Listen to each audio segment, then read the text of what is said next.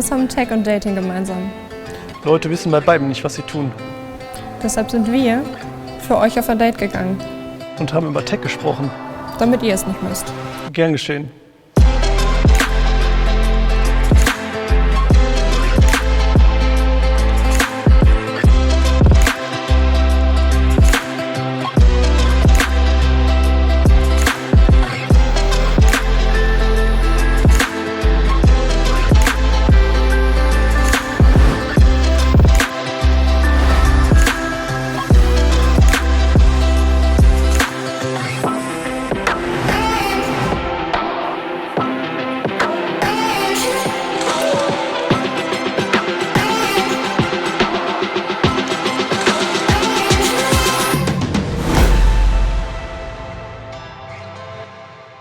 Ich glaube, Kommunikation wird in den nächsten Jahren in dem Bereich Softwareentwicklung das Kernelement sein, wo man sagen kann, ein Softwareentwicklungsunternehmen, ein Consulting-Unternehmen funktioniert gut oder funktioniert weniger gut. Interne Kommunikation und die Kommunikation nach außen. Wie gut kann ich das, was ich tue, jemandem erklären, der keine Ahnung davon hat?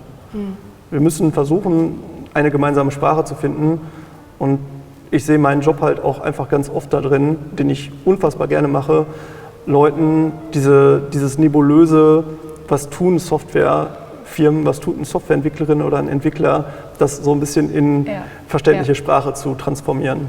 Ja. Wie ist das für dich konkret als Führungskraft? Du arbeitest mit der Tech-Welt zusammen und du arbeitest mit der normalen Welt zusammen. Du bist ein Brückenbauer und gleichzeitig musst du ja auch irgendwo differenzieren, oder? Wie machst du das? Das ist eine Monsteraufgabe, oder? Du machst ja nicht einfach einen Job, du hast einen Beruf. Hörst du jemals auf zu arbeiten? Ich höre definitiv irgendwann auf zu arbeiten, aber ich glaube, für mich ist es halt ein Thema, was, ich will nicht sagen mein Leben bestimmt, weil das hört sich direkt so negativ an, aber es ist halt was mein Leben aktuell ausmacht, und es bereichert mein Leben enorm. Also ich mag das unfassbar gerne, wenn ich merke, dass Leute sich abgeholt fühlen. Das fand ich immer schon gut. Und jetzt bin ich halt in einem Bereich unterwegs, da wo ich sage, wir haben jetzt diese Tech-Welt und diese Non-Tech-Welt, und durch diese ganze lustige Digitalisierung und digitale Transformation verschmilzt das halt so langsam. Und das tue ich ja auch. Also ich versuche ja auch, dass diese Themenkomplexe ein bisschen miteinander verschmelzen. Es ist natürlich schon echt eine Herausforderung, oder? Es ist auf jeden Fall, es bietet immer wieder lustige Momente, weil man selber ja auch immer wieder ein bisschen darauf achten muss, dass man nicht zu sehr in diesen Tech-Jargon abdriftet, weil natürlich gibt es halt gewisse Begriffe, wo man einfach versucht, sich dann Zeit zu sparen, um irgendwelche Akronyme in den Raum zu werfen, die kein Mensch versteht. Ich würde dich nicht verstehen. Ja. Ich würde dich nicht verstehen, wenn du nur mit Buzzwords um dich rum... Genau, und in welcher Welt hätte ich damit Zeit gespart? Wenn ich mit dir zusammenarbeiten möchte und du sagst, ich möchte gerne meine Firma digitalisieren, ich möchte gerne, keine Ahnung, folgendes Produkt verändern, was ich in meinem Unternehmen habe. Ich will meine komplette Produktlinie quasi verändern, digitaler machen. Und wenn ich dann gefragt werde, wie macht man das, und dann irgendwo einfach nur stumpf Buzzwords raushaue, dann... Der Klassiker, ja. Genau, und dann, also ich bin ja nicht abgeholt als Kunde dann. Ich fühle mich im Gegenteil total ignoriert. Ich fühle mich gar nicht richtig wahrgenommen, weil ich nicht den Eindruck habe, dass du auf mich eingehst, sondern eigentlich nur auf dich selbst eingehst. Ja.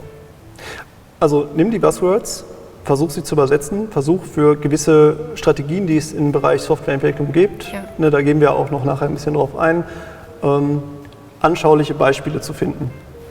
Also versuch das ein bisschen in eine Welt hinein zu transportieren, wie das eigentlich bei allen Dingen ist, da wo Leute was mit anfangen können. Weil dann hören dir die Leute zu und dann baut sich halt auch Vertrauen auf.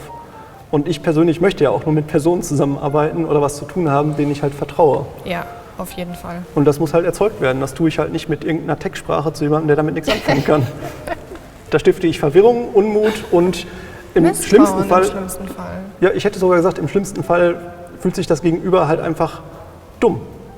Und genau, und also wer hat denn Lust darauf, irgendwie so eine Diskussion auf schiefer Ebene zu führen und das Gefühl permanent zu haben, dass ich einfach unzulänglich bin, weil ich nicht verstehe, was das Gegenüber gerade erzählt.